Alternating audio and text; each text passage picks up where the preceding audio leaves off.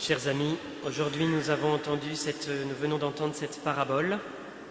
C'est une parabole de contraste.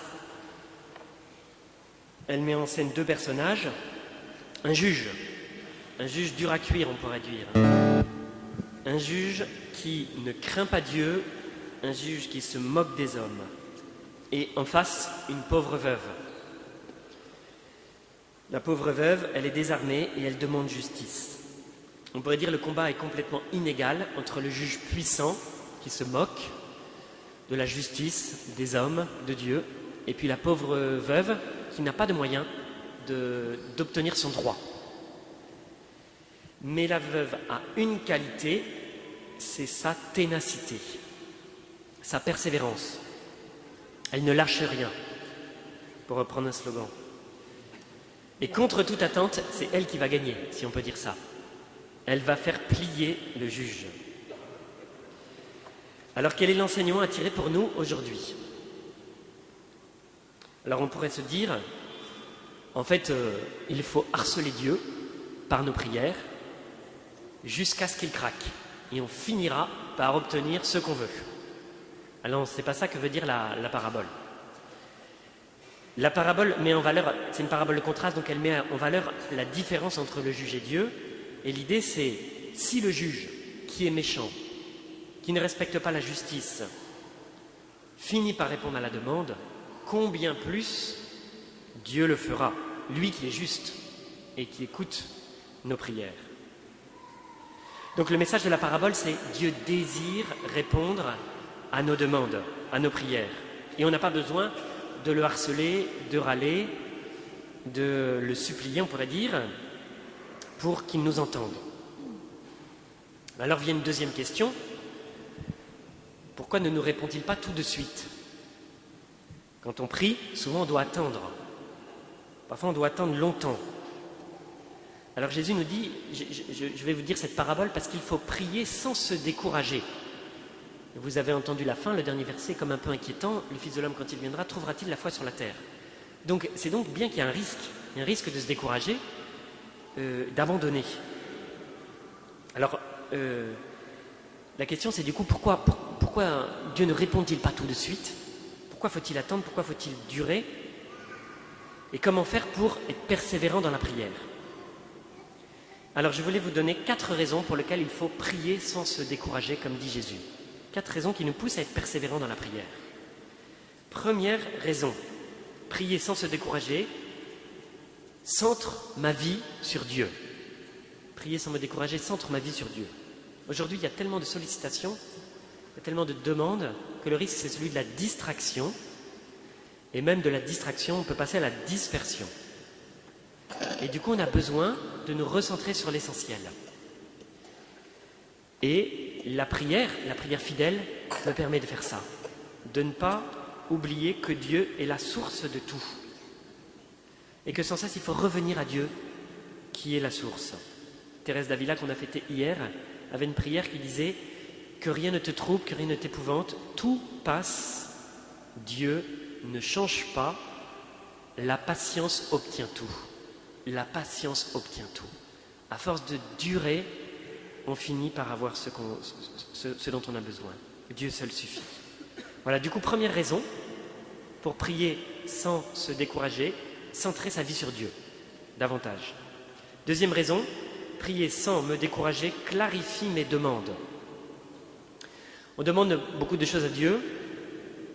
Dans toutes nos demandes, tout n'est pas forcément important. Tout n'a pas la même importance. Parfois on demande des choses et le lendemain on a oublié ce qu'on avait demandé tellement c'était futile, on pourrait dire, ou superficiel. Avec le temps, quand on dure dans la prière, il reste les demandes importantes, voyez, et nos demandes s'approfondissent. On pourrait dire Dieu n'est pas un distributeur de places de parking, voyez. Je peux demander à Dieu donne-moi vite une place de parking, mais dans 2 minutes j'aurais oublié. En fait, la durée dans la prière me fait prendre conscience de ce qui est vraiment important dans ma vie et important dans ma prière. Avec le temps, on voit les vraies demandes. Avec le temps aussi, on ajuste notre prière à la volonté de Dieu. Il y a ma volonté et il y a la volonté de Dieu. Et le Seigneur nous invite à entrer dans sa volonté, qui est une volonté de bonheur, mais qui est parfois plus grande que notre volonté. Parce que nous, on voit parfois à court terme, alors que lui voit jusque dans la vie éternelle. Voilà. Du coup, prier sans me décourager clarifie mes demandes. Troisièmement, prier sans me décourager dilate mon âme. On dit la prière change le monde. C'est vrai. Mais la première chose que la prière change, c'est moi. En fait, la prière qui dure provoque un changement dans mon cœur. La difficulté, c'est que Dieu veut nous donner plus que ce qu'on imagine. Il y a une parole qui dit Dieu est capable de vous donner infiniment plus que ce que vous pouvez demander ou même imaginer. Éphésiens 3, 20. Et donc, la question n'est pas du côté de Dieu, du donateur, mais la question est plutôt du côté du récepteur, de nous. C'est que notre cœur est souvent trop serré, trop étroit pour ce que Dieu veut nous donner. Alors, avec la prière, avec l'attente, avec la prière qui dure, eh bien, ce temps va être un temps d'adaptation de mon cœur, de mon âme, pour être prêt quand Dieu me donnera sa grâce qui dépasse ce que j'imagine. En fait, il va se passer deux phénomènes pendant que je dure dans la prière, pendant que j'attends dans la prière. Premier phénomène, dilatation de mon âme. Deuxième phénomène, adaptation de mon âme à ce que Dieu veut me donner. Saint Augustin dit, parfois notre cœur est rempli de vinaigre. Alors d'abord, il faut le vider, il faut le purifier comme un vase, et ensuite Dieu peut mettre le miel. Il dit ceci, Dieu, en faisant attendre, étend le désir. En faisant désirer, il étend l'âme. En étendant l'âme, il la rend capable de recevoir. Donc il y a comme un phénomène, vous voyez, c'est difficile de croissance, où Dieu va comme un élastique, on pourrait dire, tirer sur notre âme pour qu'elle soit plus grande. Du coup, c'est difficile d'attendre. Mais en même temps, c'est bon parce qu'il se produit une croissance pour nous. Du coup, prier sans me décourager, centre ma vie sur Dieu, clarifie mes demandes, dilate mon âme, et dernier point, me donne la victoire. Me donne la victoire sur les combats.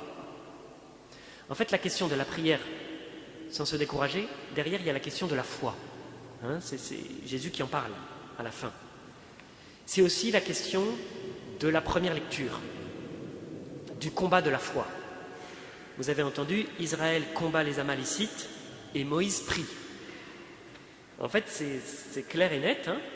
Quand Moïse prie, Israël gagne. Quand Moïse s'arrête, parce qu'il est fatigué, Israël perd. Du coup, le message, c'est quand je prie, j'ai la victoire sur mes ennemis.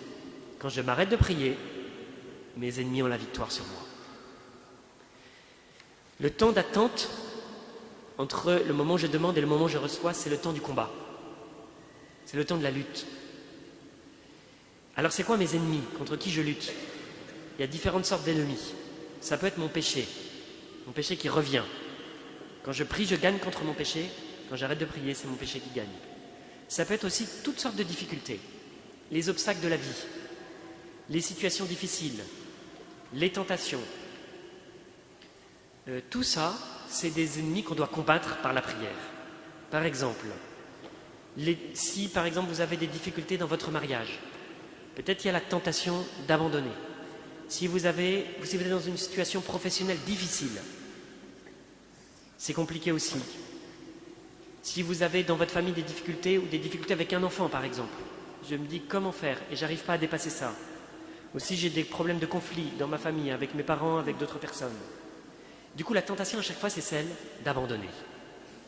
Le message de la parabole, c'est tenez bon, ne lâchez pas, continuez, ne désespérez pas, n'abandonnez pas, continuez la lutte et le combat. C'est la persévérance qui donne la victoire. En fait, dans cette lutte, il se passe quelque chose de profond en nous. Pourquoi Dieu ne nous donne pas tout de suite? Pourquoi Dieu ne répond pas à toutes nos demandes? C'est que Dieu, comme je le disais, est intéressé plus par le changement de mon cœur que par mon confort. Parfois, je demande des choses qui pourraient augmenter mon confort, mais Dieu veut changer mon cœur. Ou alors, Dieu est intéressé plus par ma sainteté que par ma santé. Vous voyez l'idée?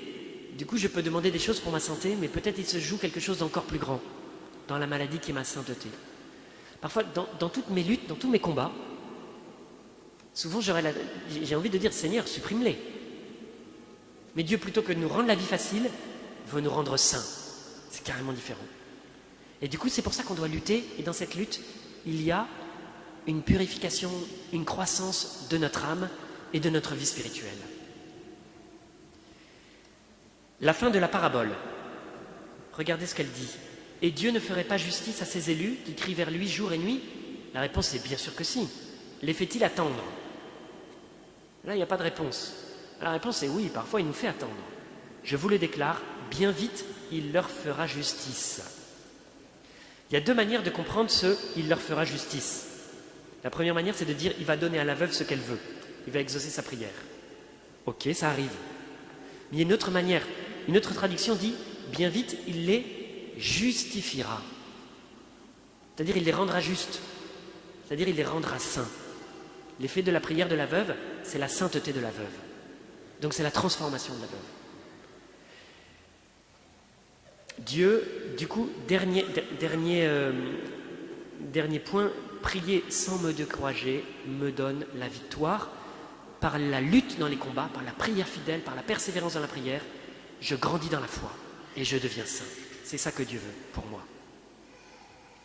Alors c'est la persévérance de la prière qui me donne la victoire. La question que je voulais vous adresser aujourd'hui, c'est quel est mon combat? Quel est mon lieu de combat pour moi? Quel est le lieu du combat pour moi? Qu'est-ce qui fait qu'aujourd'hui j'ai envie d'abandonner? Est-ce que c'est, comme je le disais, dans mon mariage, dans ma famille, dans mes relations, dans ma santé, dans mon travail? Est-ce que c'est à cause de la situation? Ça peut être vraiment, par exemple, je me dis vraiment, la situation de mon pays me décourage.